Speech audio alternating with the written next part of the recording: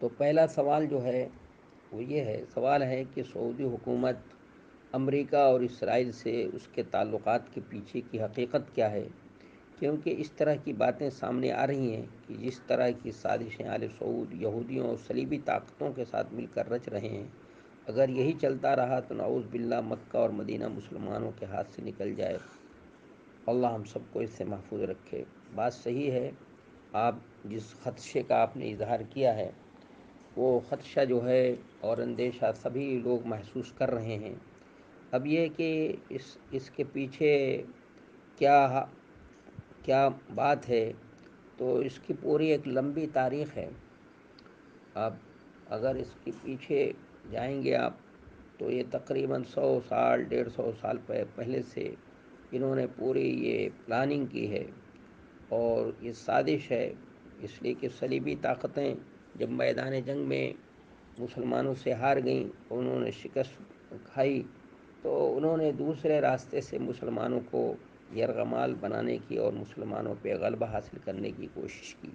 تو اس کے پیچھے اگر دیکھیں گی آپ تو کہ اس تعلقات کے پیچھے وہ ایک راز یہ ہے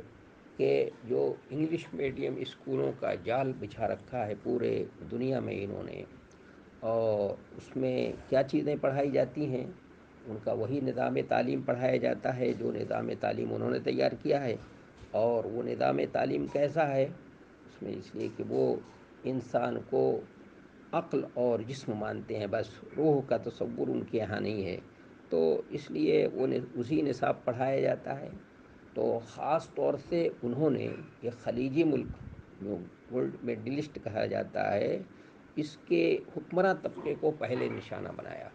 اور ان کو جو ہے ان کو اپنے اسکولوں میں کالجوں میں جو اعلیٰ قسم کے کالج تھے اس میں ان کو تعلیم دی۔ تو یہ جتنے حکمراں ہیں سب انہی کے یہاں کے پروردہ ہیں، انہی کے یہاں اسکولوں کالجوں میں پڑھ چکے ہیں، وہیں رہ چکے ہیں، وہیں پروان رہے چڑھے ہیں وہ۔ تو ان کی فکر اور ان کی سوچ خالص اسلامی نہیں ہے، وہ وہ انہی کی فکر ہے، انہی کی سوچ ہے، اور انہی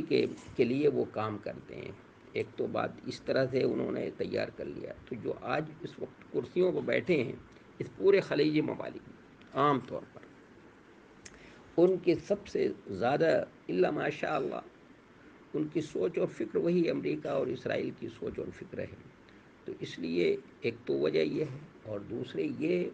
جو آپ اس وقت جو دیکھ رہے ہیں پوری عالمی وبا دنیا میں ایک ہوا کھڑا کیا گیا ہے اور لوگوں کے اندر خوف و ہراس پیدا کیا جا رہا ہے، کرونا، اور اس کو اس طرح سے پیش کیا جا رہا ہے کہ گویا بڑی خطرناک بیماری ہے، اگر اس سے بچنے کی کوشش نہیں کی رہی تو پوری دنیا کو یہ تباہ کر دے گی۔ اور ورلڈ ہیلتھ سینٹر کی طرف سے لوگوں کو اندر خوف و ہراس پیدا کیا جا رہا ہے، اور ابھی تک اس کی کوئی کوئی اس کا علاج دستیاب نہیں ہو سکا ہے، اور اس کے لیے کیسی کیسی کمپنیاں اس کے پیچھے کام کر رہی ہیں۔ یہ سب کون، اس کے پیچھے کون ہے؟ اگر آپ دیکھیں گے تو اس کے پیچھے بھی وہی دجالی طاقتیں جو ہیں اس وقت ہیں، اور جو دجال اس کے پیچھے ہیں وہ لوگ بڑے مطمئن نظر آ رہے ہیں۔ آپ کو مطمئن، امریکہ کا صدر بہت مطمئن نظر آ رہا ہے، کیوں کہتے ہیں کہ اس کے یہاں بہت زیادہ ہے یہ چیز، آپ کو ان کی کرنسی پر کوئی اثر نہیں، اور ہمارے ملک کا بھی اسی میں، ہمارا ملک جو ہے اس کے لوگ جو برسر اقتدار ہیں وہ بھی اسی کے اس میں ہیں، اسی طرح پورے خلیجی ممالک کے لوگ بھی اس سازش میں اور اس میں ہیں، یہ دجالی طاقت میں۔ اس دجالی طاقت کے پیچھے راز کیا ہے، کیا وہ چاہتے ہیں؟ وہ چاہتے یہی ہیں کہ دنیا میں ون آرڈر ہو، بس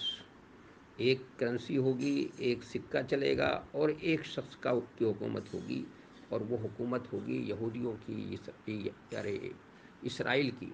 اور سکہ اسی کا چلے گا۔ اور اس کے لیے وہ کوشش کر رہے ہیں، وہ کہہ رہے ہیں کہ دجال کے آنے کا وقت قریب ہو گیا ہے، اس لیے انہوں نے اس کے لیے پلاننگ کی ہے کہ مسجد اقصی کو شہید کیا جائے، اور شہید کر کے جو گریہ دیوار گریہ جس کو ہیکل سلیمانی کہتے ہیں، اس کو مختلف اوقات میں اس کو گرا دیا گیا تھا، اس کی پوری تاریخ ہے، موقع نہیں ہے پوری اس کی تفصیل بیان کروں، اس کو یہ کہتے ہیں کہ جب تک ہم مسجد اقصیٰ کو شہید کر کے اس ہیکل سلیمانی کو دیوار گریہ کو بنائیں گے نہیں، اس وقت تک وہ دجال نہیں آئے گا. جب ہم بنا کر اس کے لیے اسٹیج تیار کر دیں گے تو دجال آ جائے گا، اور پوری دنیا میں ہم ان کے ذریعے سے کیا کریں گے، اس کے ذریعے سے پوری دنیا پر ہم غالب آ جائیں گے. تو یہ پوری پلاننگ ہے، اور اس پلاننگ کے اور منصوبے میں بہت بہت گہری پلاننگ ہے، بہت زبردست منصوبہ ہے. اور اس کے پیچھے ایک گریٹر اسرائیل کو بنانے کا بھی ہے، اور وہاں تک مکہ اور مدینے تک جو ہے اس کا نقشہ ہے، پورا وہ نقشہ تیار کر رکھا ہے انہوں نے. تو یہ حالانکہ ہمارے جو حکمراں ہیں ان کو سمجھنا چاہیے یہ سب چیزیں، لیکن وہ اس طرح سے ان کے چنگل میں پھنسے ہوئے ہیں کہ جیسے کوئی کوئی جو جیسے کوئی چوہیا ہو کسی بلی کے پنجے میں پھنس گئی ہو، اسی طرح سے ان لوگوں کو اس طرح سے پھنسا رکھا ہے انہوں نے. اور وہ ذہنی طور پر چونکہ ذہن انہی کا ہے، وہیں سے پروردہ ہیں، وہیں سے تیار ہوئے ہیں، وہیں سے پڑھ کر آئے ہیں، اور انہی کی فکر ہے، انہی کی سوچ ہے، انہی کا ذہن ہے، تو اس لیے اسی ذہن سے کام کرتے ہیں. بھائی تو بڑے افسوس کی بات ہے اس تعلقات کے پیچھے، اور کیسے ان کے منصوبے میں کہ اور جال میں پھنس گئے. تو میں نے اس کی تھوڑا سا اشارہ کیا ہے کہ چونکہ انہیں کیا پڑھے ہوئے ہیں، مزاج وہی ہے، ذہن وہی ہے، تو وہ جو اس طرح سے کہہ رہے ہیں، جس طرح وہ ان کو چلا رہے ہیں، وہ اسی طرح چل رہے ہیں. یہ نہیں سوچتے کہ ہم یہ جس رخ پر چل پڑے ہیں اس سے کہاں جا رہے ہیں، ہم گڈھے میں جا رہے ہیں، یہ ہم کو کہاں لے جا رہے ہیں. ہمارے جو مقدس یہ چیزیں ہیں، جن جگہوں کے ہم مالک ہیں، اس پہ ان کا جو ہے کہیں ایسا نہ ہو کہ یہ اس پر قبضہ کرنا مقصد ہو. تو یہ سب سوچ نہیں ہے ان کی، بس ان کو ایک دشمن سامنے کھڑا دکھا دیا گیا ہے کہ یہ دیکھو تمہارا دشمن ہے، یہ تم کو تباہ و برباد کرنا چاہتا ہے، اس لیے ہم تمہاری مدد کر رہے ہیں، جیسے ہم تم سے کہتے ہیں ویسے تم کرو. اور وہ دشمن کون ہے آپ جانتے ہیں، وہ ایران کو ایک بڑا دشمن سامنے رکھ کر کے پیش کیا جاتا ہے. اور پھر کہا جاتا ہے کہ اگر تم نے ہماری بات نہیں مانی تو یہ تم کو تباہ و برباد کر دے گا. اس لیے تم کو اگر بچنا ہے، تم کو اگر اپنی حفاظت ہے تو ہمارے ساتھ آ جاؤ. تو اس لیے وہ ان کے ساتھ ہیں، وہ اپنی حفاظت کے لیے. لیکن یہ نہیں دیکھ رہے ہیں کہ یہ دشمن ہیں یہودی، جن سے دوستی کرنے کے لیے منع کیا گیا ہے. سورہ آل عمران کے اندر اللہ تعالیٰ نے بڑی سختی کے ساتھ مسلمانوں کو ان سے دوستی کرنے کو منع کیا ہے. اور یہ قرآن میں یہ بھی اللہ تعالیٰ نے واضح کر دیا ہے کہ یہودی مسلمانوں کے سب سے بڑے دشمن ہیں. لَتَجِدَنَّ أَشَدَّ النَّاسِ عَدَاوَةً لِلَّذِينَ آمَنُوا الْيَهُودُ، کہ مسلمانوں کے سب سے بڑے اگر سب سے بڑا کوئی دشمن ہے تو وہ یہودی ہیں. اور نصارہ جو اپنے کو نصارہ کہتے ہیں، نصرانی جو ہیں، جو صحیح معنوں میں حضرت عیسیٰ علیہ السلام کے ماننے والے تھے، وہ ان کو قرآن نے وہ مسلمانوں سے قریب کہا ہے. لیکن یہ یہودی، یہ تو مسلمانوں کے بہت بڑے والے دشمن ہیں، اور ان سے دوستی کرنے کو ہمیں منع کیا گیا ہے. لیکن آج ہم نے مسلمان حکمراں نے یہ سمجھ لیا کہ ان کی دوستی ہمارے لیے جو ہے کیا ہوگی، کارگر ہوگی. اور ان سے ایسے تعلقات قائم کر لیے گئے ہیں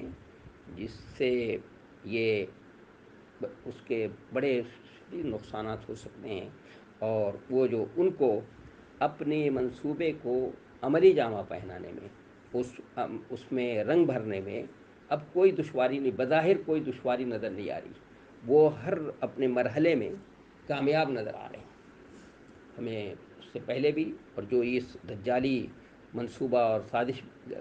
کے طور پر یہ پوری ایک عالمی وبا جو ہے، اس کا ایک ہوا کھڑا کیا گیا ہے، اور سب کے دلوں میں خوف و ہراس کو پیدا کرنے کی کوشش کی ہے، اور کر دی ہے لوگوں نے. اور لوگ خائف ہو گئے ہیں، ہمارے مسلمان بھی اس سے بہت زیادہ خائف ہو گئے ہیں. اس مسجدیں بند ہو گئیں، اور حرمین شریفین کو بھی بند کر دیا گیا. اور اس سال حج کو بھی جو ہے کیا کر دیا گیا ہے، ان کے کہنے سے منسوخ رکھا گیا ہے. تو یہ سب کیا ہے یہ سب ان کا جو منصوبہ ہے، ان کے منصوبے میں ہم رنگ بھر رہے ہیں. ہم نے رنگ بھر دیا، ہم ان کے منصوبے کو آگے بڑھا رہے ہیں. وہ دجالی جو منصوبہ ہے ان کا، تو ہم اس کے لیے ان کو جو ہے اس کے جو ان کی راہوں کو ہموار کر رہے ہیں. تو اللہ تبارک و تعالی ہم سب کو صحیح سوچ اور صحیح فکر کی توفیق عطا فرمائے۔ مجھے بظاہر جو جن خدشات کی طرف آپ نے اشارہ کیا ہے کہ ایسے محسوس ہو رہا ہے، یہ بالکل صحیح بات ہے، بلکہ اور جو تجزیہ نگار ہیں، جو آج کل کے حالات کا تجزیہ کرتے ہیں جو لوگ، ان کا تو اور آگے کی بات کہنا ہے کہ یہ عربوں کے تباہی کا وقت جو ہے آ چکا ہے۔ اللہ تبارک و تعالی ہم سب کو اس سے محفوظ رکھے، اور خاص طور سے ہمیں یہ جو ہمارے مقدس مقامات ہیں، اللہ تبارک و تعالی ان مقدس مقامات کی حفاظت فرمائے، اور ہم مسلم حکمرانوں کو صحیح فکر اور صحیح سوچ کی توفیق عطا فرمائے، دوست اور دشمن میں تمیز کرنے کی توفیق عطا فرمائے۔ یہ صلاحیت ہمیں دے دے کہ اللہ تبارک ہم دوست اور دشمن کے درمیان تمیز کر سکیں۔ میں سمجھتا ہوں کہ تھوڑا سا یہ اشارہ جو ہے وہ کافی ہوگا، اور مزید یہ اگر کوئی بات ہو تو اس پہ، چونکہ اس کی پوری سامراجی طاقت جو تحریک ہے، اور سامراجی جو فکر ہے،